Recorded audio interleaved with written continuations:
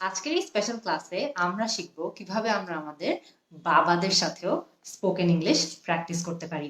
আমি অনেকদিন আগে মাদের সাথে কিভাবে স্পোকেন ইংলিশ প্র্যাকটিস করা যায় এটা নিয়ে একটা ভিডিও করেছিলাম, আর সেটার পর অনেক জনের কমপ্লেন ছিল যে কেন আমরা বাবাদের সাথেও স্পোকেন ইংলিশ প্র্যাকটিস করতে পারবো না।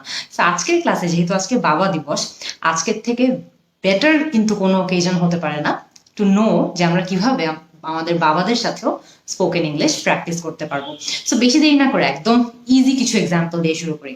মনে করেন আপনার ছেলেমেয়েরা স্কুল থেকে ফেরত আসলো, কলেজ থেকে ফেরত আসলো, হয়তো বা ইউনিভার্সিটি থেকে ফেরত আসলো। আপনি যদি তাদেরকে জিজ্ঞেস করতে চান যে তাদের দিনটা কেমন ছিল, কিভাবে জিজ্ঞেস করতে পারেন? How was dash today, how was school today, how was college today. হয়তো বা তারা অফিসে যান, how was office today. So খেয়াল করে দেখবেন যে হাউ ওয়াজ ড্যাশ টুডে, এই ড্যাশটাতে আপনি আপনার ছেলে মেয়ে যদি স্কুল ছাত্র হয় তাহলে স্কুল বসিয়ে দিবেন, কলেজের ছাত্র হলে কলেজ বসিয়ে দিবেন, তারা যদি অফিসে যায় তাহলে এখানে জাস্ট সিম্পলি অফিস বসিয়ে দিবেন। অ্যান্ড এই বাক্যটার মাধ্যমে কিন্তু আপনি যেই শব্দটা আপনি বসাতে চান সেটা বসিয়ে কিন্তু জানতে পারবেন যে তাদের দিনটা কেমন ছিল।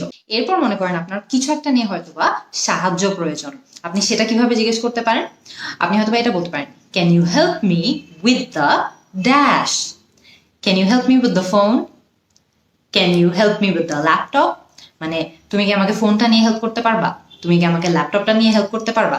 সেটা কিন্তু অনেক কমন, আমাদের বাবাদের কিন্তু অনেক সময় আমাদের থেকে হেল্প লাগে। সো বাবারা যারা এটা নিয়ে হেল্প চান তাহলে কিন্তু আপনারা ইজিলি এই প্রশ্নটা করতে পারবেন যে can you help me with the dash. ড্যাশে জাস্ট সিম্পলি সেই শব্দটা বসিয়ে দিন বা সেই জিনিসটা বসিয়ে দিন যেটা নিয়ে আপনার সাহায্য প্রয়োজন। সেটা ফোন হতে পারে, ল্যাপটপ হতে পারে, মোবাইল হতে পারে। সো আপনার যেটা নিয়ে জাস্ট হেল্প প্রয়োজন সিম্পলি জাস্ট সেটাই ড্যাশটাতে বসিয়ে দিবেন। আরেকটা কমন জিনিস নিয়ে কিন্তু বাবাদের অনেক ফ্রিকোয়েন্টলি হেল্প লাগে, সেটা কি? কাউকে মেসেজ পাঠানো নিয়ে। সো মনে করেন যে আপনি আপনার ছেলে অথবা আপনার মেয়েকে বলতে চান যে আপনাকে একটা মেসেজ পাঠানো নিয়ে হেল্প করুন। সো তাহলে সেটা আপনি কিভাবে বলতে পারেন?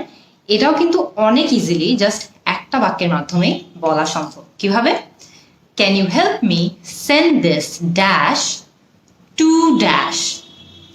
Can you help me send this dash to ড্যাশে আপনি প্রথম ড্যাশটাতে মেসেজ বসাতে পারেন, টেক্সট বসাতে পারেন, ইমেল বসাতে পারেন। জাস্ট সিম্পলি আপনার যেটা পাঠানোর ইচ্ছা, মেসেজ পাঠানোর হলে মেসেজ, ইমেল পাঠানোর হলে ইমেল, সো জাস্ট সেটা বসিয়ে দিবেন। আর সেকেন্ড ব্ল্যাঙ্কটাতে আপনি বসাবেন কাকে আপনি মেসেজটা অথবা ইমেলটা পাঠাতে চান। হয়তোবা আপনি আপনার কলিগকে পাঠাতে চান, হয়তোবা আপনি আপনার ভাইকে পাঠাতে চান, হয়তোবা আপনি কোনো একজন আত্মীয়কে পাঠাতে চান। সো জাস্ট সিম্পলি সেটা বসিয়ে দিলেই কিন্তু হবে। সো পুরো সেন্টেন্সটা কিরকম হয়ে যায় তখন?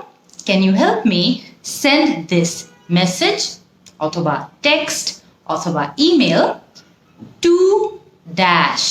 হয়তোবা হতে পারে to your uncle, to my colleague, to your aunt অথবা টু মাই ব্রাদার। তো খেয়াল করে দেখবেন প্রথম ব্ল্যাঙ্কটাতে আপনি যেটা পাঠাতে চান, সেটা মেসেজ হতে পারে, ইমেল হতে পারে, টেক্সট হতে পারে, সেটা বসিয়ে দিবেন। এবং দ্বিতীয় ব্ল্যাঙ্কে যাকে পাঠাচ্ছেন তার কথা বলবেন। হয়তোবা সে আপনার ভাই হতে পারে, আপনার কলিগ হতে পারে। সো জাস্ট সেটা বসিয়ে দিবেন। কিন্তু পুরো সেন্টেন্সের স্ট্রাকচারটা কিন্তু অ্যাজ ইউজুয়াল একদমই সেম থাকছে। আপনি জাস্ট মেসেজের কথাটা প্রথম ব্ল্যাঙ্কে বসাবেন এবং যাকে পাঠাচ্ছেন তার কথাটা দ্বিতীয় ব্ল্যাঙ্কে বসাবেন।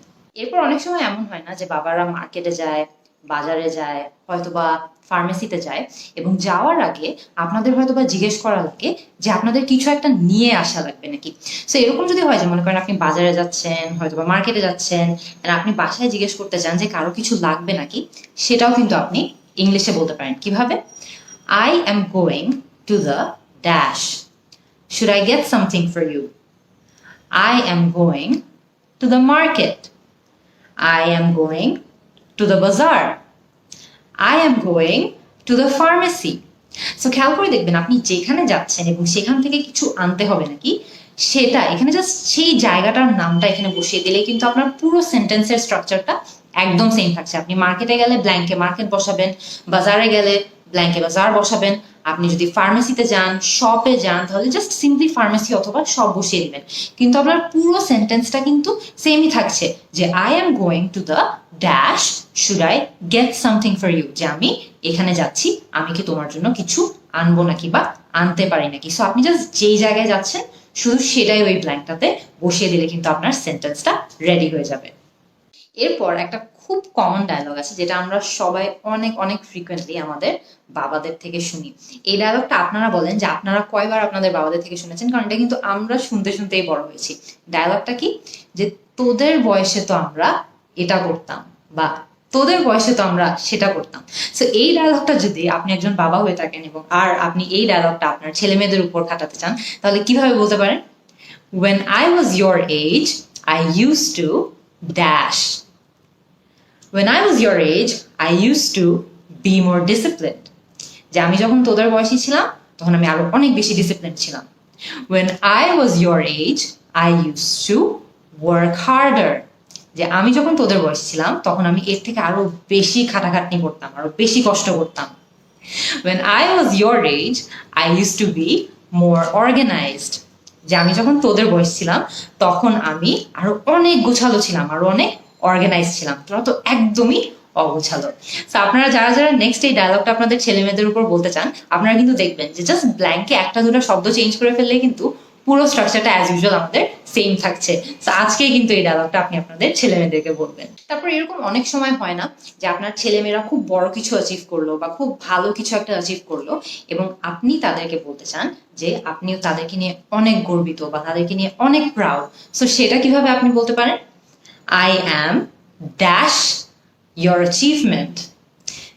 I am proud of your achievement. মানে তোর এই অ্যাচিভমেন্টের জন্য আমি তোর উপর অনেক গর্বিত। I am very proud of you. I am proud of your achievement. অথবা আপনি হয়তো সিম্পলি এটা বলতে চান যে তাদের অ্যাচিভমেন্ট নিয়ে আপনি খুবই হ্যাপি বা আপনি খুবই খুশি। সেটা আপনি কিভাবে বলতে পারেন? I am happy about your achievement. অথবা আপনি সিমিলারলি হ্যাপি না বলে অন্য কিছু যদি বলতে চান, I am pleased with your achievement. Happy with your achievement বা happy about your achievement, pleased with your achievement, এই তিনটারই অর্থ হলো যে তোমার এই অ্যাচিভমেন্ট নিয়ে বা তোমার এই অর্জন নিয়ে আমি অনেক বেশি খুশি। আর আপনি যদি গর্বিত ফিল করেন তাহলে কিন্তু আপনি ইজিলি এটাও বলতে পারেন যে I am proud about your achievement. অনেক সময় এমনও হয় না যে ছেলেমেয়েরা বাইরে যাওয়ার সময় আপনারা বলতে চান, বাবারা বলতে চান যে তারা যাতে সাবধানে থাকে বা তারা যাতে কেয়ারফুল থাকে। সো সেটা কিভাবে আপনি ইংলিশে বলতে পারেন?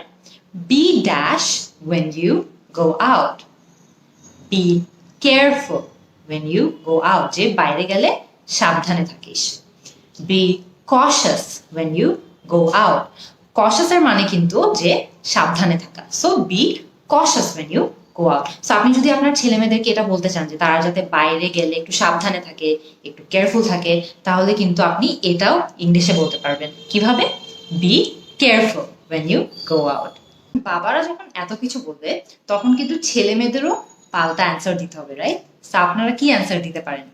ছেলেমেয়েরা উত্তর দিতে পারে হয়তো বা তারা বলতে চায় যে তাদের দিন অনেক ভালো ছিল বা ভালো ছিল না বা মোটামুটি ছিল। সো আপনারা সেটা কিভাবে বলতে পারেন? My day was dash.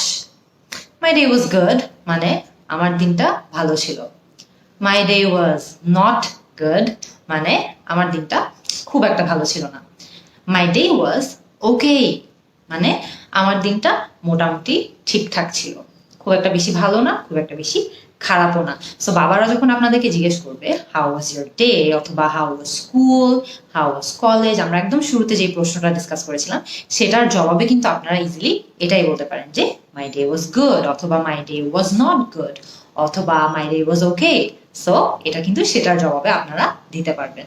এখন বাবারা যখন আপনাদের থেকে কোনো কিছু নিয়ে হেল্প চাবে তখন ছেলে মেয়েদেরও কিন্তু এটার উত্তর দিতে হবে, রাইট? সো আপনারা যদি উত্তরটা ইংলিশে দিতে চান কিভাবে দিতে পারেন? Yes, I can dash. Yes, I can help you. Yes, I can assist you. Yes, I can give you a hand. Yes, I can lend you a hand. So খেয়াল করে দেখবেন help you, assist you, give you a hand অথবা lend you a hand সবগুলোরই অর্থ কিন্তু একই, যে হ্যাঁ বাবা আমি আপনাকে সাহায্য করতে পারবো। অনেক সময় এমনও হয় না যে আমাদের বাবারা আমাদেরকে কিছু একটা আনতে বলে, হয়তো বা আমরা বাইরে যাচ্ছি, বাবারা বলে যে আমার জন্য কিছু একটা নিয়ে আসিস আসার পথে। সো সেটার জবাবেও কিন্তু আপনারা ইংলিশে অ্যান্সার দিতে পারেন। কিভাবে? Yes, I can dash these for you. Yes, I can get these for you মানে হ্যাঁ আমি আপনার জন্য এটা আনতে পারবো। অথবা Yes, I can collect these for you. Same অর্থ কিন্তু সেম, যে হ্যাঁ আমি আপনার জন্য এটা আনতে পারবো। অথবা আপনি এটাও বলতে পারবেন যে Yes, I can buy these for you. মানে যে হ্যাঁ আমি বাবা আমি এটা আপনার জন্য কিনে আনতে পারবো। সো খেয়াল করে দেখবেন যে কিছু যদি নিয়ে আসতে হয় আপনি গেট বলতে পারেন, কালেক্ট বলতে পারেন। আর যদি কিছু একটা কিনে আনতে হয় তাহলে কিন্তু আপনি ইজিলি বাই বলতে পারেন। কিন্তু খেয়াল করে দেখবেন যে পুরো সেন্টেন্সের স্ট্রাকচার কিন্তু অ্যাজ ইউজুয়াল একদমই সেম থাকছে। জাস্ট আপনার ক্ষেত্রে যেই ওয়ার্ডটা বসানো দরকার সেই ওয়ার্ডটা বসাই দিলেই কিন্তু সেন্টেন্সটা রেডি হয়ে যাচ্ছে। তো এই কিন্তু হয়ে গেল আমাদের একজন বাবা আর তার ছেলে মেয়েদের মধ্যে ইংরেজিতে কথোপকথন। আপনারা আমাকে কমেন্ট সেকশনে জানাবেন যে আর কি কি ডায়লগ বা আর কি কি জিনিস নিয়ে আপনারা রেগুলারলি আপনাদের বাবাদের সঙ্গে কথা বলেন এবং সেই কথাগুলো ইংরেজিতে করা সম্ভব নাকি। আজকে কিন্তু ফাদার্স ডে এবং এই ফাদার্স ডে এর জন্যই আমি ভাবলাম যে কেন না আমরা সবাই একটু শিখি যে কিভাবে আমরা চাইলে আমাদের বাবাদের সঙ্গেও স্পোকেন ইংলিশ প্র্যাকটিস করতে পারবো। Happy father's day.